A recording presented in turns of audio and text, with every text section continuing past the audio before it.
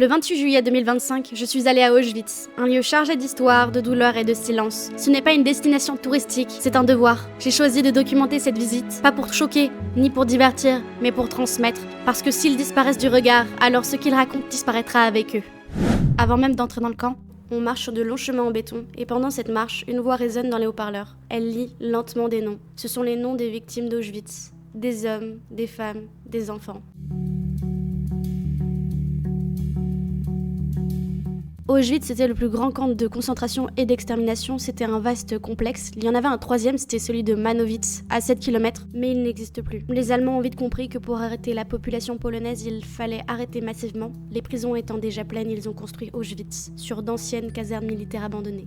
Les premiers bâtiments qu'on peut apercevoir avec les grandes cheminées, ce sont les cuisines. C'est aussi là que travaillaient les musiciens de l'orchestre de Auschwitz I, un orchestre de prisonniers forcés de jouer chaque jour sous les ordres des SS. En conversation, elle me demande comment tu t'appelles, et d'où tu viens, et qu'est-ce que tu fais, qu'est-ce que tu as fait avant. Et je lui dis que je joue le violoncelle. C'est vraiment une réponse. Elle me dit, mais c'est formidable, tu vas être sauvé, mets-toi de côté. J'étais tout nu, numéro sur le bras, sans cheveux, et on me dit que c'est formidable que je joue le violoncelle. On ne peut pas s'imaginer une situation plus ridicule que celle-là.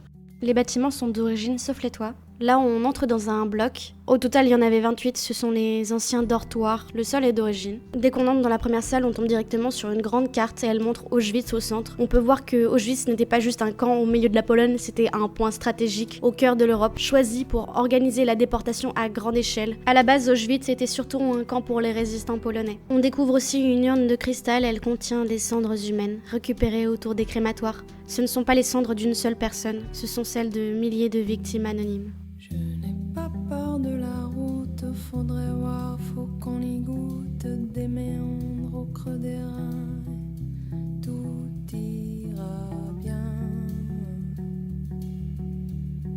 Le vent l'emportera.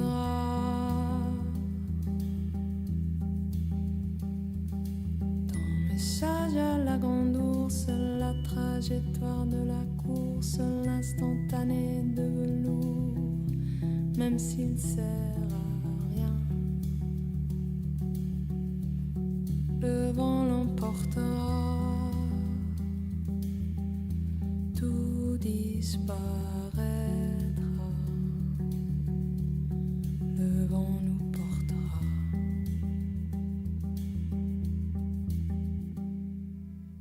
Caresser la mitraille, cette plaie qui nous tiraille, le palais des autres. Hier et demain,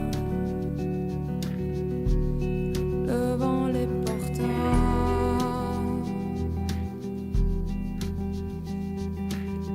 Génétique en bandoulière, des chromosomes dans l'atmosphère, des taxis pour les galaxies et mon tapis roulant. Le vent l'emportera. Ici se trouve le mur des fusillés. C'est ici que des milliers de prisonniers ont été exécutés d'une balle dans la tête. Aujourd'hui, on y dépose des fleurs et un petit drapeau rayé, symbole de l'uniforme des déportés, le pyjama rayé.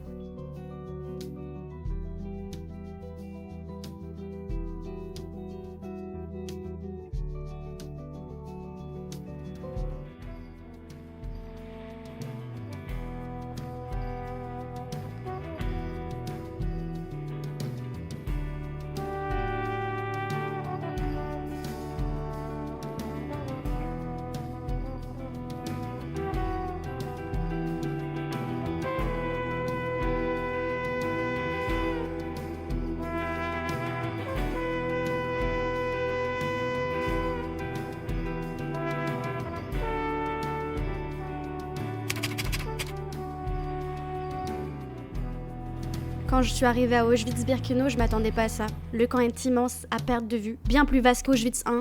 On parle ici de plus de 175 hectares. À l'époque, il y avait plus de 300 baraquements répartis entre hommes, femmes, enfants. C'est ici que la majorité des déportés sont arrivés. C'est ici que les trains s'arrêtaient. C'est ici aussi que de centaines de milliers de personnes ont été tuées, parfois quelques heures seulement après être descendues du wagon. En marchant dans Birkenau, on ressent un vide, un silence, mais un silence lourd. Il n'y a presque plus rien, mais on devine tout. Jusque-là, les ponts ont été déchargés sur un vieux quai de marchandises. Un demi-million de déportés ont débarqué là-bas, le deuxième demi-million ici. Et pas les sergents, le temps se poser des questions à propos de, surtout avant tout de la fumée et de l'odeur. L'odeur de la chair brûlée, ça sent très mauvais. Et il y a deux chemins qui conduisent à la mort, celui-ci et celui-là. La route en briques cassées va jusqu'à la forêt où se trouvent les deux crématoriums. Au bout du camp de Birkenau, il y a des plaques gravées dans plusieurs langues, les langues des déportés. Sur la pierre, il est écrit que ce lieu où les nazis ont assassiné 1,5 million d'hommes, de femmes et d'enfants, en majorité des juifs de divers pays d'Europe, soit à jamais pour l'humanité un cri de désespoir et un avertissement.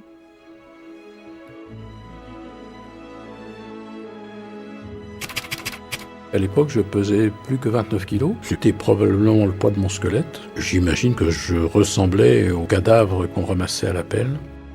Et j'ai un ami, un jour, il avait un copain aux Sonderkommando. Un jour, il l'a vu, du jour au lendemain, il avait les cheveux tout blancs. La veille, il avait vu son père dans les chambres à gaz. Il y a un tas de choses qui en font que c'est difficile. Quand on raconte une journée, il faut la multiplier par 500. Ce que la guide nous a dit à la fin m'a vraiment marqué. Elle a dit « N'oubliez pas que ce ne sont pas les extraterrestres qui ont fait ça, c'était des humains comme nous.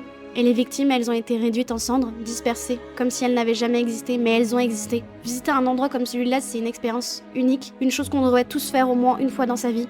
Et j'espère qu'en regardant ça, on retiendra, on apprendra, et surtout, on ne le refera jamais. Même si parfois, quand on voit ce qui se passe dans le monde, on se demande si ce n'est pas déjà en train de recommencer. »